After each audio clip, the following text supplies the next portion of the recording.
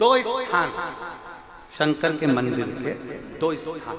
अगर बहुत रोग में ग्रसित हो ना, बहुत रोगीले हो गए ना, बहुत कोई बीमारी ज्यादा हो गई ना, दो स्थान शंकर के मंदिर के बना लो। जिसको हमको साफ करना है तो वहां चंदन की एक बिंदी रखकर आना।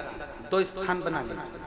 पहला, ये जो जलाधारी है, अशोक सुंदरी वाला जो स्थान है, पहला स्थान अशोक सुंदरी का स्थान, जहां पर बीच में एक मोटी सी लाइन रहती है, उसके आसपास में जो जगह रहती है, उस जगह को जल से साफ करिए। साफ करने के बाद में उसी को अपने शरीर पर थोड़ा सा लगाइए, हाथ को धो लीजिए, थोड़ी सी चंदन की बिंदी दोनों ओर लगा दीजिए। पहला स्थान।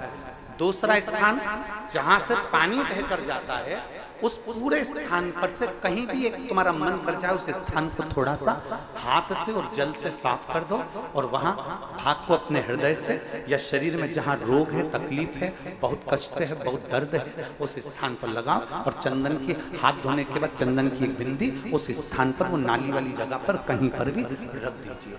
ये दो जगह आप साफ करना सीख जाओ। ये दो स्थान आपने अगर साफ करे हैं तो निश्चित है कितनी भी बड़े से बड़ी बीमारी है, उसका रिजल्ट अच्छा ही आएगा, वो बीमारी समाप्त होगा।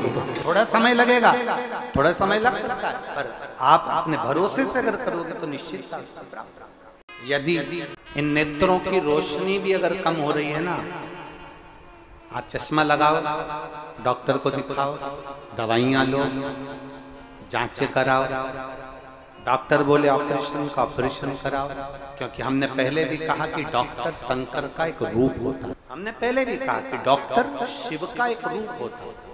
आप जांच कराइए, आप डॉक्टर को दिखाइए, और जब डॉक्टर को भी दिखाते हुए आपकी आंखों में अगर आराम न लगे तो फिर किसी शिव मंदिर में शंकर का शिवलिंग हो, जलाधारी हो, और वो जलाधारी का पानी, शिवलिंग की जो जलाधारी होती है वो थोड़ी मोटी होती है। बोलो बोलो, देखा है आप लोगों ने कि नहीं देखा?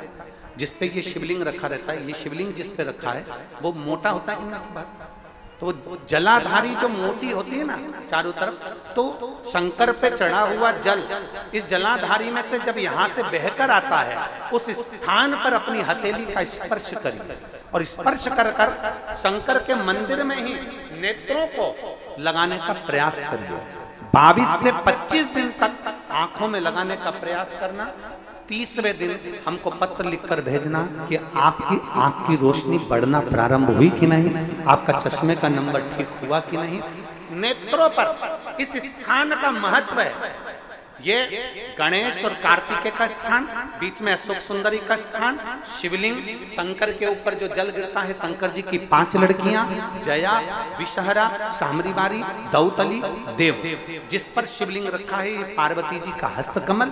और ये जो भाग है जहां से जल नीचे गिर रहा है, ये 33 कोटि देवी देवताओं की जो धर्म पत्नियां हैं, उनका स्थान होता है, जहां से ये जल नीचे की ओर आता है। उस स्थान पर अपनी हथेली का स्पर्श कर कर अपने नेत्रों पर लगाना प्रतिदिन प्रारंभ करो। 25 दिन के बाद बात करेंगे कि नेत्र की रोशनी बढ़ती है कि नहीं।